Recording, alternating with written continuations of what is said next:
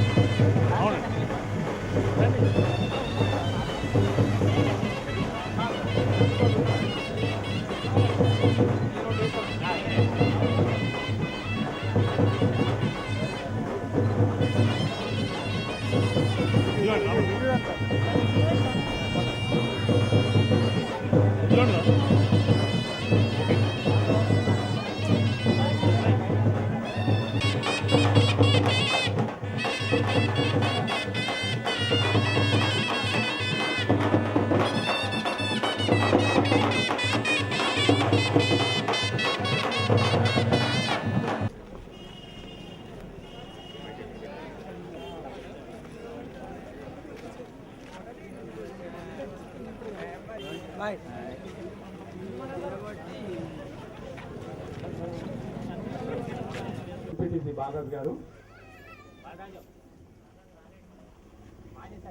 మాజీ సర్పంచ్ భూషణం గారు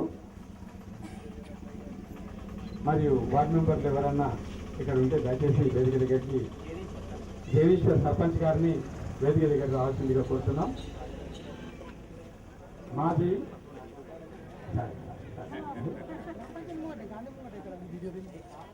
సార్ వచ్చిందా? సర్పంచ్ గారు, మాజీ సర్పంచ్ గారు సార్, మన డాక్టర్ సాబ్. అధికారము పదవి అంటే ఎంతసేపటికి అసెంబ్లీ పార్లమెంట్ తప్ప మన ఊళ్ళని, మన పంచాయతీల గురించి, మన ఊళ్ళ గురించి ప్రజలకు అవగాహన పోయింది.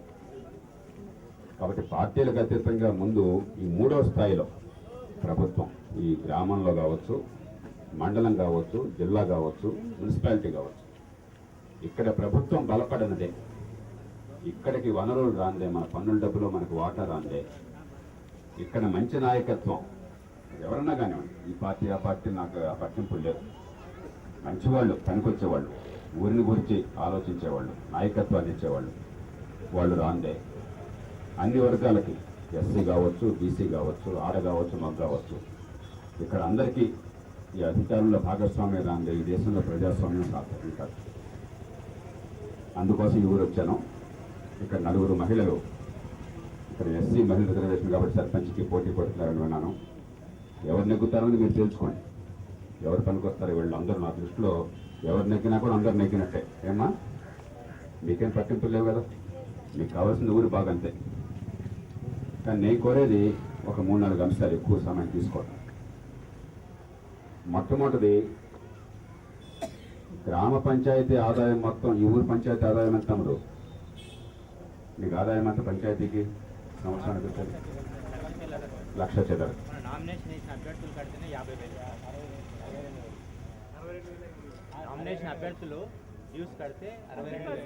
ఓకే, మీరు డ్యూస్ కడితే 62,000.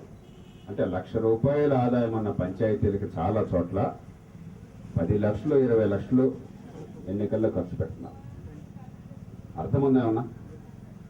పంచాయతీకి వచ్చే డబ్బు ₹1,00,000 అయితే ఆ పంచాయతీలో చిన్ని పదవులకి ఈ అసెంబ్లీ పార్లమెంటును చూసి వాళ్ళలాగా లక్షలు ఖర్చు పెడితే అసలు గ్రామం బాగుపడుతుందా? మీరు ఒక్కటే గుర్తుంచుకోండి, డబ్బులకి ఓటు కొన్నవాడు మీకోసం పని చేయలేడు, చేయాలన్నా చేయలేడు. ఇవాళ ఒక వార్డు మెంబర్ కావడానికి 2-3 లక్షలు ఖర్చు పెడితే రేపు పొద్దున వాడు బతకాలి. వాడేం పెద్ద కోటేశ్వరుడు కాదుగా, ఎక్కడి నుంచి రాడుగా, మన ఊరు నుంచి కృష్ణాదేవి నుంచి వచ్చాడు కదా. రేపు పొద్దున వాడు మీకు మంచి చేయాలంటే ఎంత సాధ్యమవుతుంది? వాడు కుటుంబం ఏమవుతుంది? కాబట్టి డబ్బులు ఓటు అమ్ముకుంటే మన ఊరిని మనం అమ్ముకున్నట్టు లెక్క. ఈ కులమా, ఆ పార్టీ, ఈ వర్గమా నాకు అనవసరం. నాకు తెలిసి మీ అందరికి నవ్వుతారుగా ఉంటుంది. జేపీ గారు ఎట్లా అని చెప్తాడు, డబ్బులు లేకుండా బ్రాందీ లేకుండా అసలు ఓటేంటి, అంతే కదా అనుకునేది. అందుకే ఇలా దిక్కుమాలిన సమాజంగా తయారైపోయినాం. అందుకే పేదరికం కొనసాగుతాం. ఎప్పుడు పేదలుగా ఉండిపోతారు, ఊళ్ళో ఏ సౌకర్యాలు ఉండవు. రెండవది నేను కోరేది, ఇక్కడ మన సర్పంచ్ క్యాండిడేట్లను అడిగాను, అమ్మ ఊళ్ళో బ్రాందీ షాపులు ఉన్నాయా అని చెప్పాను. బెల్ట్ షాపులు ఉన్నాయా ఊళ్ళో? ఉన్నాయా లేవని చెప్పాను. ఉన్నాయని చెప్తున్నారు నాకు, మరి ఇక్కడ అమ్ముతున్నారని చెప్తున్నారు. ఈ 10 రోజులు నేను చెప్పేది, ఈ 10 రోజుల సంగతి నేను మాట్లాడట్లా. మామూలుగా ఉన్నాయా లేదా తాగుడికి? నాకు తెలుసు. అది అమ్మేవాళ్ళు కూడా మళ్ళీ చిన్నవాళ్ళు, వాడు పెద్దవాళ్ళు కాదు, వాళ్ళు భక్తుల కోసం అమ్ముతున్నారు. కానీ నేను కోరేది ఊళ్ళో తాగుడు బంద్ చేయించాలి. ఆ తాగుడు రూపంలోనే పేద గ్రామాల్లో కూడా బోళ్ళంత డబ్బిపోతాం. ఇవాళ సర్కారు ఏడాదికి ఒక 20,000 కోట్లు ఖర్చు పెడుతోంది. ఇది మనందరికీ ఉచితంగా వచ్చే సంక్షేమ పథకాల కోసం. వాళ్ళు బ్రహ్మాండంగా చెప్పుకుంటారు, ఇంతమందికి ఇస్తున్నాం, అంతమందికి ఇస్తున్నాం అని చెప్పండి, ఈ పార్టీ ఆ పార్టీ అందరూ కలిసి. కానీ ఒక్క తాగుడు మీద కుర్రాళ్ళు అర్థం చేసుకోవాలి. కొందరు బీకాం చదువుతున్నాం అని చెప్పారు. ఒక్క తాగుడు మీద సర్కారుకి వెళ్లే పన్ను డబ్బు 20,000 కోట్ల పైన. ఒకసారి మీరు ఆలోచించండి. మనందరికీ ప్రభుత్వం నుంచి పేద కుటుంబాలకు ఇట్లా ఇస్తున్నాం అట్లా ఇస్తున్నాం అని చెప్పని రూపాయి బియ్యం దగ్గర నుంచి, ఉచిత విద్యుత్ దగ్గర నుంచి, ఈ ఫీ రీయింబర్స్మెంట్ కాలేజీ పిల్లల దగ్గర నుంచి ఇవన్నీ కలిపితే 20,000 కోట్లు మనకు వస్తుంటే, తాగుడు మీద సర్కారుకు వచ్చే పన్ను డబ్బు 20,000 కోట్లు. పన్ను డబ్బు అంటే తాగే డబ్బు ఎంత అవుతుంది? ఇంకా పన్ను 20,000 కోట్లు కడితే మరి తాగేదానికి చాలా అవుతుంది కదా. అంటే నాశనం అయిపోతున్నాం. కాబట్టి ఆ తాగుడు అమ్మేవాళ్ళు పాపం చిన్నవాళ్ళకి వేరే వ్యాపారం చేసుకోమని, ఇది మట్టికి కాదు. ఊళ్ళో తాగుడు బంద్ చేయించండి. నిజంగా తాగుడు బంద్ చేస్తే చాలా పేద కుటుంబాల పేదరికం తగ్గుతుంటున్నారు. ఇక మూడోది, మరి ఆపాలనా వద్దా తమ్ముడు? ఏమా రైతాలు ఉన్నారు.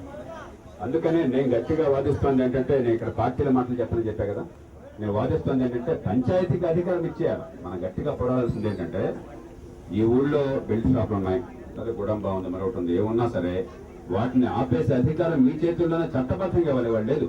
మీరు అర్జీలు పెట్టుకోవాలి వాళ్ళకి, చూడండి సార్ అని చెప్పి.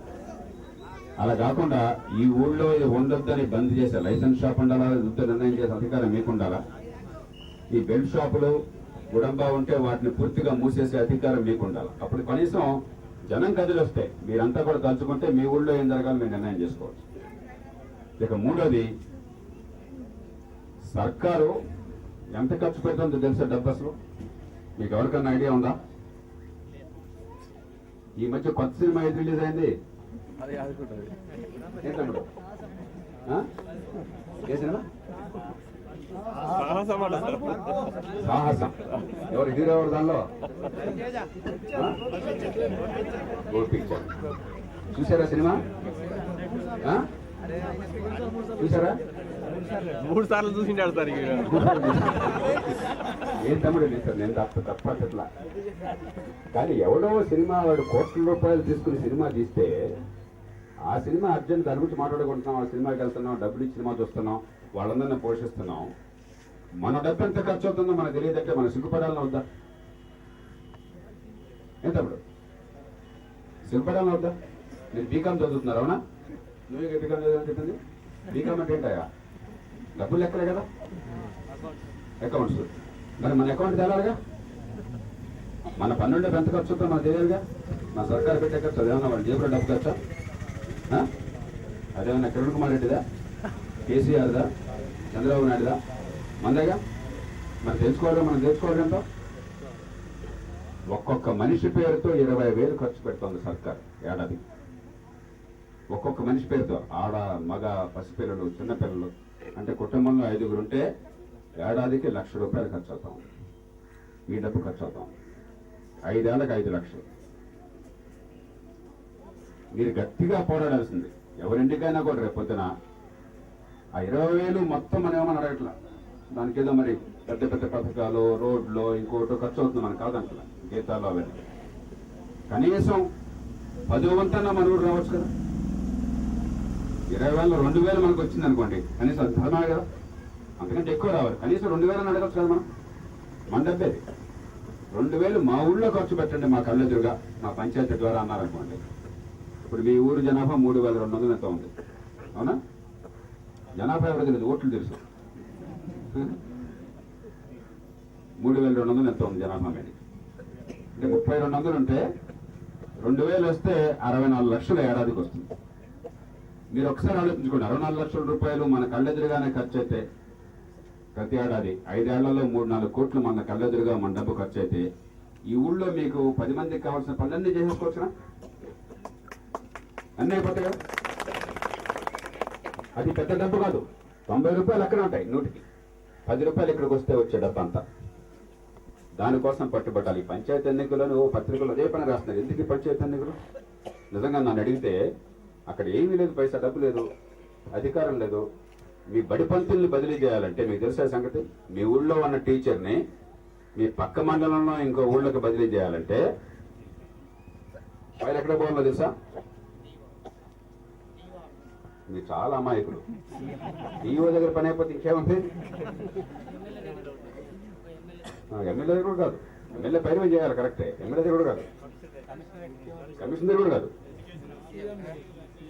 ఎవరు? ముఖ్యమంత్రి దగ్గరికి పోవాలి. తెలుసా మీకు? మీ ఊళ్ళో అంటే కౌన్సిలింగ్ అని పెట్టినప్పుడేమో ఇక్కడ లోకల్గా జిల్లాలో చేసుకుంటారు ఏదో. అది కాకుండా ఇక్కడ బడి పంతులు అక్కడ బడి పంతులు ఇద్దరు కావాలని ఒప్పుకున్నా, ఈ ఊళ్ళో వాళ్ళు ఆ ఊళ్ళో వాళ్ళు కావాలని కోరుకున్నా బదిలీ చేయాలంటే ముఖ్యమంత్రికి ఫైల్ కావాలి. అంటే పేరుకి పంచాయతీలు మీ అందరూ ఖర్చు పెట్టి ఎన్నిక కావడమే కానీ ఏమీ లేదు. ఉత్సవ విగ్రహాలు ఇలా ఉంటారు. మంచి చెడో కనీసం ఆ 20,000 రూపాయలు 2,000 రూపాయలు మా ఊళ్ళో ఖర్చు పెట్టండి, మా కళ్ళెదురుగా కావాలి. తప్పు జరిగితే భర్తను పట్టుకోండి. మళ్ళీ రేపొద్దు సర్పంచ్గా ఎన్నికైనా ఆమె భర్త చెప్పాడు మరొకటి చెప్పాడు డబ్బు తిన్న మాడితే గట్టిగా భర్తను పట్టుకోవాలి.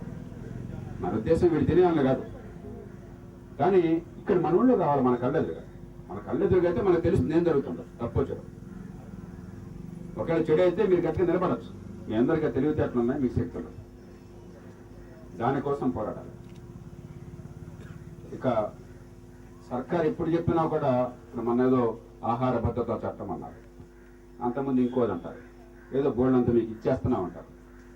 ఎంత ఇచ్చినా కూడా మనకి మన సమాజంలో 50 రూపాయలు రోజు ఖర్చు పెట్టే మనుషులు, 50 రూపాయలు అన్ని కలిపి, తిండికి, బట్టలకి, చదువుకి అన్ని ఖర్చులు కలిపి 50 రూపాయలు ఖర్చు పెట్టే మనుషులు 100కి 10 మంది కూడా లేరు. అంటే 100కి 90 మంది ఖర్చు 50-60 రూపాయలు లోపలి తలసరి ఖర్చు రోజు. అంత పేదరికం. వీళ్ళేదో నువ్వు పేదవాడు కాబట్టి నేను బెచ్చగాడిని చేసినంత బియ్యం ఇస్తానంటాడు, మరొకటి ఇస్తానంటాడు. ఇవన్నీ ఇవ్వనండి ఇవ్వద్దనండి, అభ్యంతరం లేదు నాకు. కానీ మనం బతకాలంటే దానికి మార్గం ఒకటి. పేదరికం పోవాలి, తలెత్తుకు బతకాలని చెప్పంటే మంచి చదువు కావాలి, స్కూల్ ఉంటే చాలు. మీ ఊళ్ళో స్కూల్ ఉందని చెప్పారు, ఒక 350 మంది పిల్లలు ఉన్నారన్నారు స్కూల్లో. టీచర్లు బాగా వస్తున్నారా? హై స్కూల్ అలాగే ఎలిమెంటరీ స్కూల్ బాగా నడుస్తుందా? కానీ ఊళ్ళో స్కూల్ ఉంటే చాలు. మంచి చదువు అవ్వాలి, మంచి ఆరోగ్యం ఉండాలి. ఇందాక దారిలో వస్తుంటే నా కామారెడ్డికి ముందు ఒక కుర్రాడు వికలాంగుడు, పోలియో వచ్చింది సార్, నేను బీకాం చదువుకున్నాను, నాకు బతకడానికి ఏం మార్గం లేదు, పెన్షన్ వస్తూ ఉంది, ఏదైనా మార్గం చూపెట్టినారు. డిగ్రీ చదివిన తర్వాత బతకడానికి మార్గం లేదనేది ఒక భారతదేశంలో మాత్రమే ఉంది, ప్రపంచం లెక్కలేదు. ఎందుకని? పనికిరాని చదువు వస్తాడు, చేతుల్లో నైపుణ్యం ఉండాలి, స్కిల్ ఉండాలి. చదువు, ఆరోగ్యం, పనికొచ్చే చదువు, ఆరోగ్యం, నైపుణ్యం, దాని నుంచి ఉపాధి, దాని నుంచి సంపాదించే శక్తి, ఇవి తప్ప పేదరికాన్ని తొలగించడానికి ఆడోడ బెచ్చం వేసే డబ్బు, ఆడోడాన్ని బెచ్చం వేయడానికి, ఆడిచ్చేదాన్ని బెచ్చం మనం పెరగాలి. కాబట్టి ఏ గ్రామం అయినా కూడా చదువు, ఆరోగ్యం, ఉపాధికి కావాల్సినటువంటి నైపుణ్యం, దాని నుంచి ఉపాధి, ఆదాయం, అది జరగాలంటే ప్రభుత్వం మీద మనం కోరాల్సింది, అరే నువ్వు ఇచ్చేదే ఇస్తావే సరేనా, కానీ మాకు మంచి కరెంటు కావాలి, రోడ్లు కావాలి, నీళ్లు కావాలి, డబ్బులు సద్వినియోగం చేయాలి. ఇవన్నీ చేస్తే మిగతా మేము బతుకుతాం. మనం అది అడగట్లా, అది అడగకుండా ఏదో బెచ్చం వేస్తే సంతోషంగా ఉంటున్నాం. కరెంట్ ఉందా మనకి? బిజినెస్ వస్తుందా?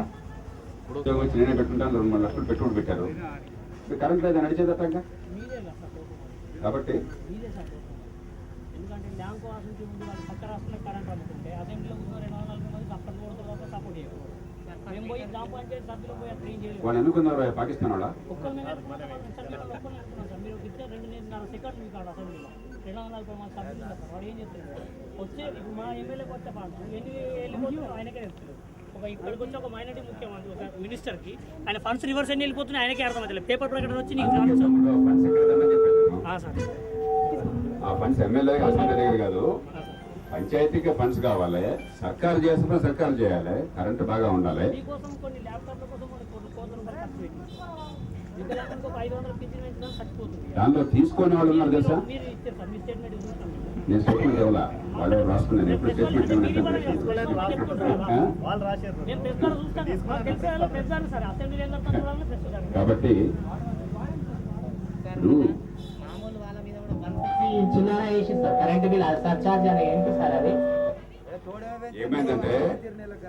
ఏమైందంటే ఈ సర్కారు నిర్వాహకం ఈ పార్టీ ఆ పార్టీ అని లేకుండా పూర్తిగా విద్యుత్ రంగాన్ని నాశనం చేసి పారేశారు. దాదాపు 30% కరెంటు గాల్లో కలిసిపోతాం, 15% తప్ప. మనం ఉన్న పరిస్థితుల్లో 10-15% కలిసిపోతుంది, కానీ ఇంకొక అదనంగా 20% గాల్లో వేస్ట్ అయిపోతాం.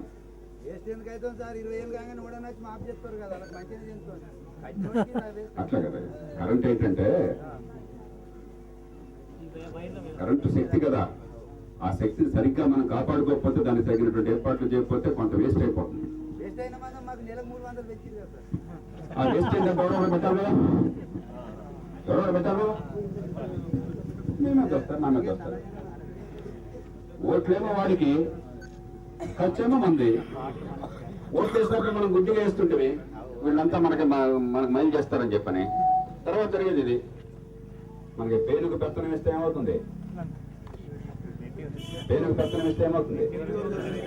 తనంతా కరుగుతుంది, అంతే కదా. మరి మనం చెప్పి ఓటుకు డబ్బులు తీసుకుని ఓట్లేసి, బ్రాంతి దాకా ఓట్లేసి, గుడ్డిగా ఓట్లేసి, తర్వాత ఏంది సార్ కరెంటు పెరిగిపోయింది, కరెంట్ రావట్లేదు, ఏంది సార్ చదువు అందట్లేదు, స్కూళ్ళు ఉన్నాయి, ఏంది సార్ రోడ్లు బాగోలేదు, ఏంది సార్ డ్రైన్లు బాగోలేదు, ఎట్లా ఉంటాయన్నా చెప్పండి మీరు. దాన్ని మార్చలేదు, ఎప్పుడు కూడా మార్చాలి. ఒకరు తిట్టామనుకోండి చెప్తాను సార్, ఇప్పుడు అందరినీ తిట్టవచ్చు కూర్చుని, ఈ పార్టీలు తిట్టవచ్చు, దాని ప్రయోజనం లేదు కదా. మొదట ఎక్కడ వచ్చారు, మార్పు మొదలెట్టాలి కదా.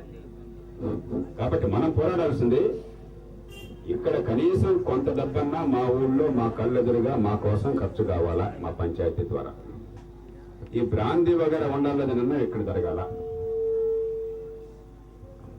రాష్ట్ర ప్రభుత్వం ముఖ్యంగా ఈ కరెంటు, రోడ్లు, నీళ్లు, విద్య, ఆరోగ్యం, మంచి చదువు. ఊరికే విద్య ఆరోగ్యం అంటే ఆసుపత్రి పెట్టాం, గోరీ లాగా ఉంటుందంటే లాభం లేదు. స్కూల్ పెట్టాం, చదువు చెప్పరు, చదువు రాదంటే లాభం లేదు. కాలేజీ పెట్టాం, చదువు రాదు, డిగ్రీలు వస్తున్నాయి చాలా మందికి. ఆ డిగ్రీలు 4 కలపడం అంటారు, 190 మందికి పనికిరాని డిగ్రీ. కాబట్టి అక్కడ చూడాల్సింది ఆ పనులు. మనకు అది స్పష్టంగా అర్థం కావాలి. మన బతుకులు బాగుపడాలంటే వేరే మార్గాలు, లేకపోతే ఇట్లా 50 రూపాయలు ఖర్చుతూనే ఉంటాం మనం, అంతే 30 రూపాయలు ఖర్చుతూనే ఉంటాం. ఏమొస్తుంది 30 రూపాయలు ఖర్చుతో? ఆ పూట కింద వస్తుంది. అదేమంటే రూపాయి కిలో బిర్యానీ ఇచ్చామంట. దీని నుంచి పెరగాలి, లేకపోతే బేదరికం కొనసాగుతుంది. ఇంకా 20 తర్వాత కూడా బేదరికం ఇలాగే మాట్లాడతారు. ఇంకా ఒక ఫ్యామిలీకి ఒక 20 రూపాయలు ఇచ్చినా సరే సార్, ఎందుకంటే రూపాయికి ఇలాంటి దాఖలా కొనాలంటే 16-17 రూపాయలు అవుతుంది. సామాన్య మానవుడికి అది ఇబ్బందిగా ఉంది సార్. ఇక రేషన్ మీద అయితే అవుతుంది. అదే టైంలో రైతుకి రేట్లు రావట్లేదు. ఏ పంట పండించినా కూడా ఫ్యూచర్ అసెంబ్లీలో ఈ ఒక స్టేట్మెంట్ చేయండి సార్. మీకు లేదా సంబంధం లాస్ట్ 5 రూపాయలు ఇచ్చిన తీసుకునే స్థితిలో ఉన్నాం సార్. కానీ రూపాయి కిలోని 4 కిలోలకు ఏం సరిపోతుంది సార్? ఇబ్బందిగా ఉంది సార్. అది నాకు కొద్ది విషయం అర్థమైంది. నాకు దీనికోసం పోరాడేవాడు కొద్ది మంది ఉన్నారు. క్రమక్రమంగా సంఖ్య పెరగాలి. కానీ నేను ఇక్కడ మీ ముందు పెట్టేది ఏంటంటే అక్కడి నుంచి బాగుపడుతున్న నమ్మకం మీకు నాకు ఉండకూడదు. ఇక్కడి నుంచి బాగుపడాలి. కనీసం 10% అన్నా ఇక్కడికి మన దగ్గరికి వచ్చి మనం ఇక్కడ ఈ ఊళ్ళో కూర్చుని మన డబ్బులు సద్వినియోగం ఏర్పాటు చేసి, ఇక్కడ స్కూల్ బాగుండేట్టు ఏర్పాటు చేసి, ఇక్కడ ఆరోగ్య కేంద్రం బాగుండేట్టు ఏర్పాటు చేసి, ఇక్కడ కరెంట్ ఉండేట్టు ఏర్పాటు చేసి, ఇక్కడ చిన్న చిన్న పరిశ్రమలు వచ్చి, అలాగే ప్రభుత్వం పెట్టే ఖర్చు మనం పనికొచ్చేది. ఉదాహరణకి 5,000 కోట్ల రూపాయలు ఉపాధి హామీ చట్టం కింద ఖర్చు పెడుతున్నారు. 5,000 కోట్లు. నిరుడు వర్షాలు లేవు. ఏడాది భగవంతుని గురించి వర్షాలు పడుతున్నాయి. నిరుడు వర్షాలు లేవు. చాలా చోట్ల మరి మీ ఊళ్ళో నాకు తెలీదు బోరు బావులని ఎండిపోయినాయి. నీళ్లు కిందగా ఇప్పుడు వర్షం నీళ్ళు కిందకి వెళ్తున్నాయి కదా. భూమిలో అదే పనిగా తోడితే నీళ్ళు ఉండవు కదా. మళ్ళీ నీళ్ళు లోపలికి వెళ్ళాలి కదా. ఎలా వెళ్తాయి? వర్షం నీళ్ళు పోవాలి. 5,000 కోట్లు ఖర్చు పెడితే బొచ్చుకి ప్రతి ఏడాది. అంటే గత 5-6 ఏళ్ళు లెక్కెడితే 25,000 కోట్లు ఖర్చు పెట్టారు. 25,000 కోట్లు ఖర్చు పెట్టారు. బుద్ధున్నట్టయితే ఈ డబ్బు కనుక సద్వినియోగం అయితే, ఈ భూమిలోకి నీరింకేట్టుగా ఈ డబ్బంతా సద్వినియోగం చేసినట్టయితే మీకు అసలు తెలంగాణలో ఎక్కడ కూడా బోరు బావులు ఎండిపో. వర్షం పడుతున్నాను, ఒక సంవత్సరం పడిపోయి ఇంకో సంవత్సరం పడుతుంది కదా. కాబట్టి డబ్బు సద్వినియోగం కావాలి. వీళ్ళు ఏం చేస్తున్నారు? ఆ డబ్బంతా మళ్ళీ పందారం చేసి రైతుకు ఉపయోగపడకుండా, నీళ్లు భూమిలో నీరు పెరగకుండా, వ్యవసాయం బాగుపడకుండా ఖర్చు మాత్రం కనిపిస్తుంది. అయితే కొంత తినేస్తున్నారు. మిగతా డబ్బు పేదలకు ఇచ్చేసి ఇచ్చాం కదా నాకు ఓటే అంటున్నారు. ఓట్ల కోసం డబ్బుగా కనిపిస్తుంది కానీ సమాజాన్ని పనికొచ్చే రీతిలో కావాలి. కాబట్టి నేను మిమ్మల్ని కోరేది ముఖ్యంగా యువతను కోరుతాను. మీకు మహిళలు వస్తున్నారు ఇక్కడికి. వాడు చదువు ఎక్కువ మంది చదువుకోలేరు. 5-6 తరగతి చదువుకున్నారు. కానీ కామన్ సెన్స్ ఉంది, వాళ్ళకి ఇంగిత జ్ఞానం ఉంది. మీరు చదువుకున్న వాళ్ళు చాలా మంది ఉన్నారు. ఈ సినిమాలతో పాటు కొంచెం మన ఊరిని గురించి అర్థం చేసుకోండి. ముఖ్యంగా మిమ్మల్ని కోరేది, ఎందుకంటే మన బతుకు బాగుపడాలంటే వేరే మార్గం లేదు, వేరే మ్యాజిక్ ఏం లేవు. ఇదిగో ఇలా చేస్తే మొత్తం అయిపోతుందంటే నేను అబద్ధమాన్ని అవుతాను, దొంగనవుతాను. మంత్రాలు ఏం లేవు. ఇవి తప్ప ఇప్పుడు నేను చెప్పినవి తప్ప చదువు, స్కూల్ బాగా పనిచేసి నిజంగా పనికొచ్చే చదువు ఇవ్వటము, ఆరోగ్యం డబ్బులు ఖర్చు కాకుండా నిజంగా మంచి ఆరోగ్యం అవటం, చిన్న జబ్బు వచ్చినా కూడా ఖర్చు అయ్యే పరిస్థితి లేకుండా, లేకపోతే మంచం పడిన పరిస్థితి లేకుండా, కరెంటు సరిగ్గా ఉండటము, కనీసం మన డబ్బుల్లో 100కి 10 రూపాయలన్నా ఈ ఊళ్ళోనే ఖర్చు అయ్యి ఈ ఊళ్ళోనే 10 మందికి పనికొచ్చేట్లుగా చేయటము, చిన్న చిన్న పరిశ్రమలు ఎక్కడో నామారెడ్లోనో మరో చోట ఇక్కడే ఉండి ఇక్కడే చిన్న చిన్న ఉపాధి రావటం, మన మౌలికమైన అవసరాలు తీరటము, ప్రభుత్వం పెట్టే ఖర్చులు మన భూగర్భ జలం పెరిగే ఏర్పాట్లు చేయటం, ఇవి తప్ప వేరే మ్యాజిక్ లేవు. ఇక మనం చేయాల్సింది ఊళ్ళో తాగుడు బంద్ చేయడం. దయచేసి దానికి పూనుకుంటారని చెప్పి ఆశిస్తూ నేను పార్టీల తరఫున రాలేదు. ఈవేళ ఎవరు నెగ్గలేదు నాకు ముఖ్యం కాదు. ఎవరు నెగ్గినా కూడా మంచి జరుగుతుందేదో ముఖ్యం. ఇవాళ చిన్న చిన్న పంచాయతీల్లో కూడా 10 లక్షలు, 20 లక్షలు, 30 లక్షలు ఖర్చు పెడుతున్నారు. ఎలక్షన్ కొన్ని చోట్ల 1-2 కోట్లు ఖర్చు పెడుతున్నారు. ఒక చోట అయితే 4-5 కోట్లు ఖర్చు పెట్టారని చెప్తున్నారు. నాకేం అర్థం కావట్లేదు. ఇది ఏదో నాకైతే పిచ్చిగా ఉందా. ఈ రకంగా మనం కూడా పంచాయతీల్లో చేస్తే ఇక అంతా మునిగిపోయినట్టే. చాలా చోట్ల అలా జరుగుతున్నది. మీ ఊళ్ళో జరగదని ఆశిస్తున్నాను. ఎలక్షన్ అయిన తర్వాత ఎవరు వచ్చినా కూడా మీరు వీటి మీద దృష్టి పెట్టమని ముఖ్యంగా యువతను కోరుతున్నాను. అందుకోసం నేను మీ దగ్గరికి వచ్చాను. సరేనా? నేను మళ్ళీ నిజామాబాద్ దగ్గర నర్సింగ్పల్లి అక్కడ అందరూ చాలా కాలం నుంచి ఏకగ్రీవంగా ఎన్నిక చేసుకుంటున్నారు పార్టీలకు అతీతంగా. ఆ రూపంలో ఈ రాష్ట్రంలో ఉన్న అన్ని ప్రాంతాల ప్రజలకు కూడా ఒక సందేశం వెళ్ళాలని చెప్పి నేను వచ్చాను. ఈవేళ మధ్యలో మన వాళ్ళు ఈ కృష్ణాజీ కూడా మీరు రండి చెప్పినంటే ఆ కారణంగా నేను ఇక్కడికి వచ్చాను. ఇక మీ మనసులో ఏమన్నా ఉంటే ఒక 5 నిమిషాలు మాత్రం మీ కుర్రాళ్ళకి మనసులో ప్రశ్నలు ఏమన్నా ఉంటే వాటికి సమాధానం చెప్పే ప్రయత్నం చేసి మేము మీ అందరం అంతా బయట పింఛన్ తక్కువ వస్తాం.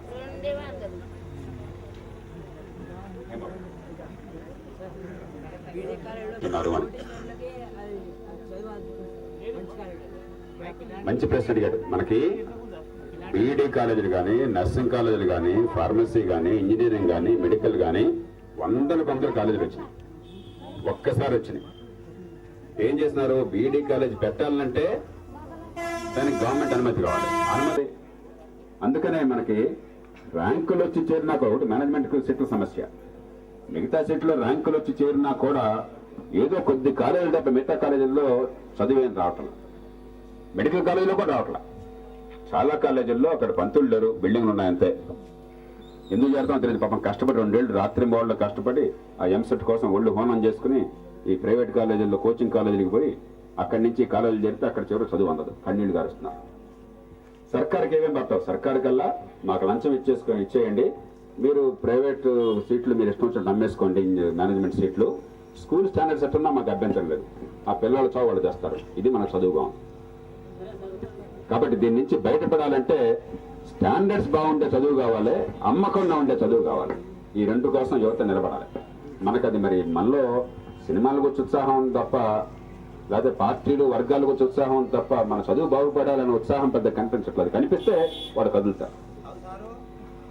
ఇప్పుడు వ్యవసాయం చేసేటోళ్ళకు ఇల్లులే రాత్రి కరెంట్ ఇచ్చి పానాలు తీసుకోవాలి. మరి పొందాకి మరి ఇంతమందికి చెప్తూ కానీ అలా కూడా చెప్తారు. ఆ పొందా కరెంట్ ఇప్పుడు నిజామాబాద్ లోనే నిరుడు 3 కొట్టాక పోతుంది. ఏడాది క్రితం రైతులకు రేట్లు లేకపోతే ధాన్యానికి చెప్తా నిరుడు మన రాష్ట్రంలో 800 రూపాయలు 750 రూపాయలు ఉన్నది రేటు బస్తాకి ధాన్యం. బీపీటీ మీరంతా పండిస్తారు ఈ ప్రాంతంలో. పక్కన మహారాష్ట్రలో 1200 1300 నానాడు.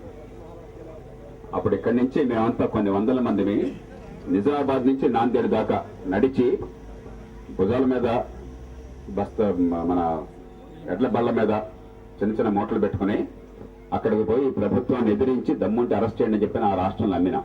పక్క రాష్ట్రంలో రేటు ఉంటే ఎందుకు అమ్మే ఏర్పాటు చేయట్లేదు? అక్కడ రేటు ఉన్నప్పుడు అమ్మామనుకోండి రేటు వచ్చేస్తుంది. వాళ్ళు టొమాటో ఉంది, టొమాటో పండిస్తున్నారు, ఇక్కడ ఉన్న పంట వేస్తున్నారా? 7 మంచి రేటు ఉంది కదా, ఎందుకుంది? కరెక్ట్. రేటు తగ్గితే వెంటనే ప్రధానమంత్రి లేస్తారు, రేటు పెరిగితే మళ్ళీ రేటు పెరిగిపోయింది ఆపేస్తా ఉంటాడు. అందుకే రేటు తగ్గింది మాత్రం ఎప్పుడు కన్నీళ్ళు వేస్తాడు. రైతుకి ఎప్పుడు ఇట్లా ఉంది. అందుకనే పక్క రాష్ట్రానికి అమ్మితే అప్పుడు ప్రభుత్వం అరెస్ట్ చేసే సాహసం చేయాల. ఎప్పుడైతే రేట్ అక్కడ పెరిగే అవకాశం తెలియగానే 750 రేటల్లా 10 రోజుల్లో 1200 రూపాయలకు వచ్చేసింది మన రాష్ట్రంలో కూడా.